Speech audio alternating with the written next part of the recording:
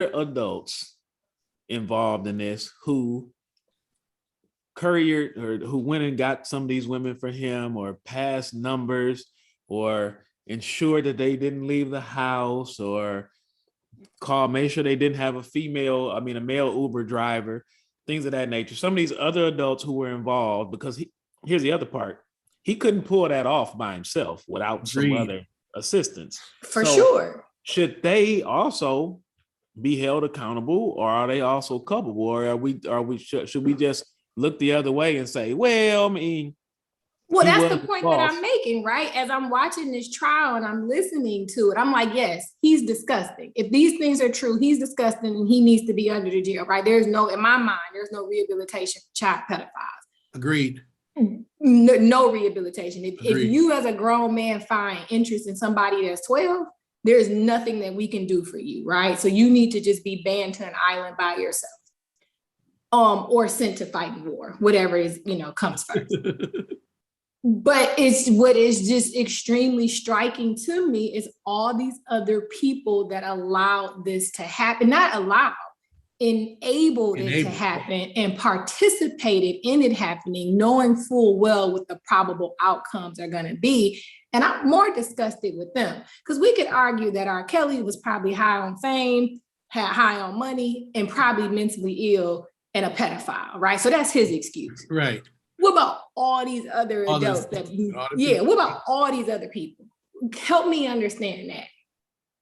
And how they go to sleep at night doing this, knowing that they did this? You know what I'm saying? Like, how did you sleep at night knowing that you ruined some girl's innocence? And even if she wasn't a virgin or whatnot, still, you altered their childhood. You know what I'm saying?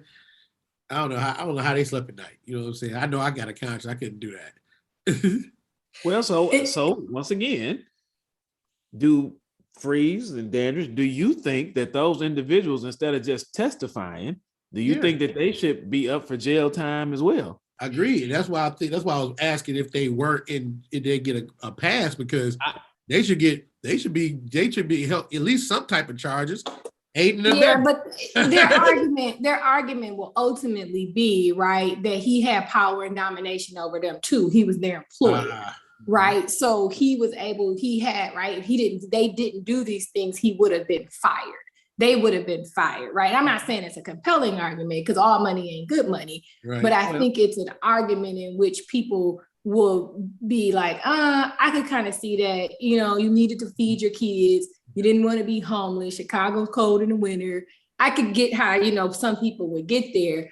It's just, for me, it's like the dude that got up there and testified that he went and got this fake license for Aaliyah. Yeah. I have no respect for him. Zero. And then and her parents are interesting to me too, because as these things are coming out in the trial, these girls who are now would be Aaliyah's age, and at that time were 14, 15 too, are talking about incidences when they were with R. Kelly and saw R. Kelly doing things to Aaliyah. I think one young lady said she saw R. Kelly providing oral sex to Aaliyah in the back of a tour bus, and she had to be 15 years old. No, so her parents released this statement like, no, absolutely not. We were always with her 100% of the time. This never happened. And I'm like, well, something about that ain't right, because they fucked off and got married. Right. And you had to go get that shit annulled. So where were you then? Right. Yeah. That doesn't. I probably shouldn't. I think Aaliyah's parents and family have just tried to forget that that whole period in time transpired, and they just try to bury it. That's what I personally think. I don't know that to be true. But to your point, Dandridge, people saying, hey, I need to pay the bills and so on and so forth.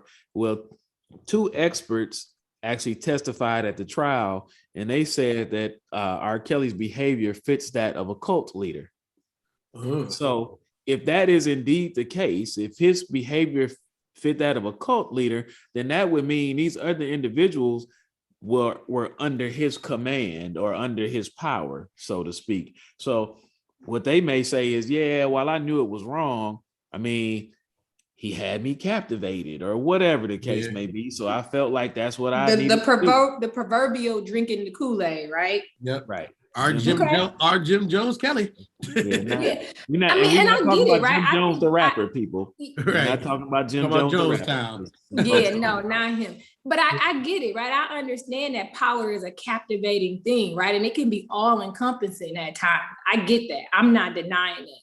I just wonder where power versus morality don't coincide like that. And it's just been very disappointing to hear all these adults account how they enabled this predilection of behavior, just from my standpoint. Mm-hmm. No, I agree. I couldn't have personally, I couldn't have lived with myself. I would have but now here's the other question I have for you. So let's say you were on R. Kelly's payroll, right? And you did indeed realize that this stuff was happening, right? So you say to yourself, you know what? I will not going to be involved in this. I don't, want my name to be associated with anything that's going on. So I'm going to exit stage left. Well, do you then have a responsibility to go to the authorities and say, this is what's happening? Or did your responsibility end with you just saying, this is not something I want to do and I'm exiting stage left? Because when you leave that it's still going on. So that's just a question. That's a hypothetical question. Yeah, so I'm hesitant to say what I would do in the situation, right? Because people always have, Monday morning quarterback ideas. You would like to think that you ran the reverse. Yeah. Right. So you would like to think in a situation like this, you would immediately say, hey, this isn't right, and I'm going to the authorities, right? But what we've also heard in this trial is that R. Kelly began to intimidate witnesses and threaten them and bring the weight of his fame behind his threats and intimidation. And that's real. So I could sit here and say, oh, absolutely, I would have been at the Chicago Police Department demanding to speak to a detective. But I don't know if I would have done that if against the threat of, I'm gonna make sure you never work again, or I'm gonna bring some harm to you or your child, or whatever the case may be. I think those are real things that were happening to these people, which is why he has this second trial coming up in Chicago for witness intimidation. Somebody will kill you for $50. You think R. Kelly can't have it done? No, I agree. Yeah, I agree. I said, it was a hypothetical question like that, but his witness, to your point too, his assistant, she testified that she went to meet R. Kelly in 2019 at his Trump Tower apartment in Chicago, and he was told she was made by one of his girlfriends to take off her clothes and put on a robe to ensure that she wasn't wearing a wire. Yeah.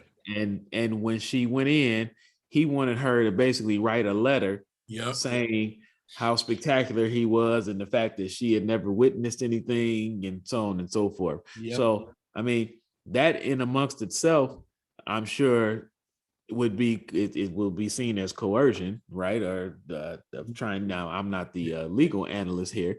I may play one on TV, but I actually don't have a law degree. So that's just those just my thoughts. No, I tell him you ain't passed the bar, but you know a little bit. I passed a couple bars. Nah. You blew it. Just blew it. You just blew it. So then here's the real interesting question, right? Because all of the things that we say he is, and if we'll see how the trial plays out, because we're gonna come back to y'all, because the trial is still going. There'll be more bombshells to bring back. But you can't deny the lyricist and the geniusness of his music. And so now there's this ever debate about cancel R. Kelly or step in the name of love. Where y'all fall at on the line? I would tell y'all right now, I'm a DJ, and if I'm told, here it is, I feel for the crowd. So if they don't come and ask for an R. Kelly song, I'm not gonna play an R. Kelly song. Because like I said, whenever I DJ, that's my audition for the next gig. So if I play R. Kelly and they didn't want R. Kelly, that might prevent me from getting another gig. But if they come up and say, hey, play Step in the Name of Love, I got an excuse like, hey, this the one paying me, so she wanted to hear this song. I'm gonna play it for her. This is her party. I'm gonna play what the host want. But in my personal life, I bang the hell out of R. Kelly. I love that shit still. So that's you basically said like I'll play it if they ask me, but then you just said I bang it. So but I bang it. Yeah, I'm talking when I DJ. That's what I said. That's why I had to set it up. Like I don't when I'm doing work, I'm at the mercy of what the host wants here. So what if the crowd? The host doesn't give you if the host doesn't give you any requests, I don't play it. I don't play it. Why not? Because, like I said, I know the crowd. You read the crowd. If you got a bunch of people out there that's pseudo church folk, and you play R. Kelly without the host asking for it, that may hinder me from making me some money for my next gig. Okay, so what if you got a bunch of people out there freaking on each other? Then what's that?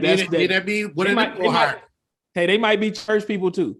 Yeah, what I'm saying is, I don't willingly play that unless it's asked for.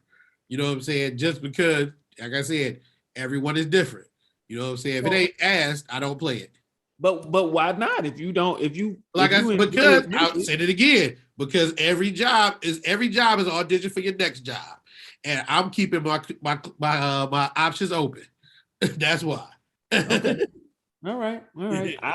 I personally, I'm on the side of the fence where, like, I recognize him as being a musical genius, in terms of being a producer and songwriter, all of the above. I recognize that.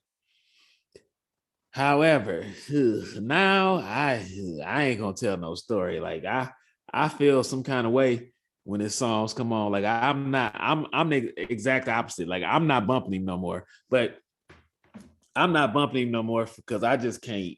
It's. Don't get me wrong. I'm not trying to say anything is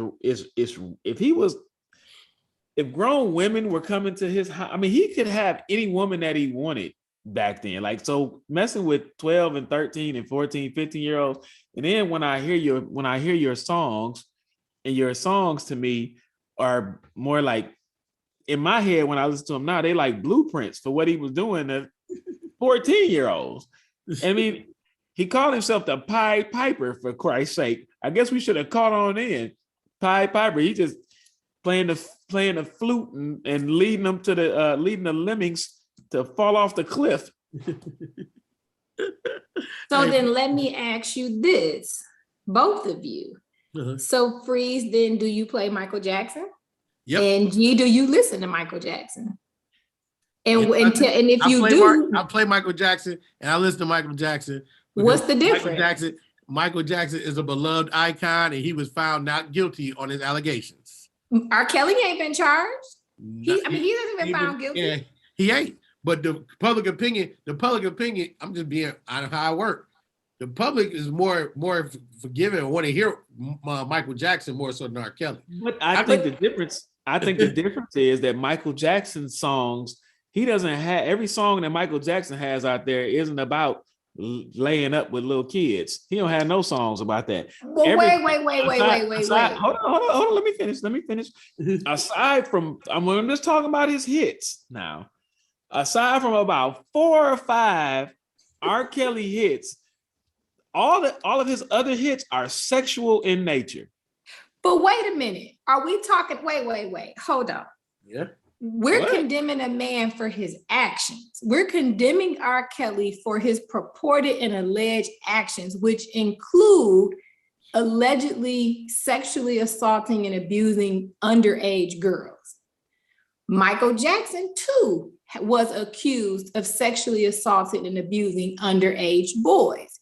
Before we get to the lyrics in the song, we're talking about the actions of the men. Help me understand the distinction y'all making, that because their music isn't sexual, that one should be banned and one shouldn't be. Hold on. That's not saying, hold on. I didn't say what you said. Let me clarify what I was saying here. I play Michael Jackson because he's a beloved icon. People still like him. The reason why I play R. Kelly unless only when I'm requested R. Kelly is because not everybody want to hear Step in Their Love. They'll get mad. So like I said, I'm trying to keep my money going. But I'm R. asking Kelly, you but Michael Jackson, personally. people jam. If you throw on, I can throw a Pretty Young Thing and Remember the Times, and everybody is dancing. So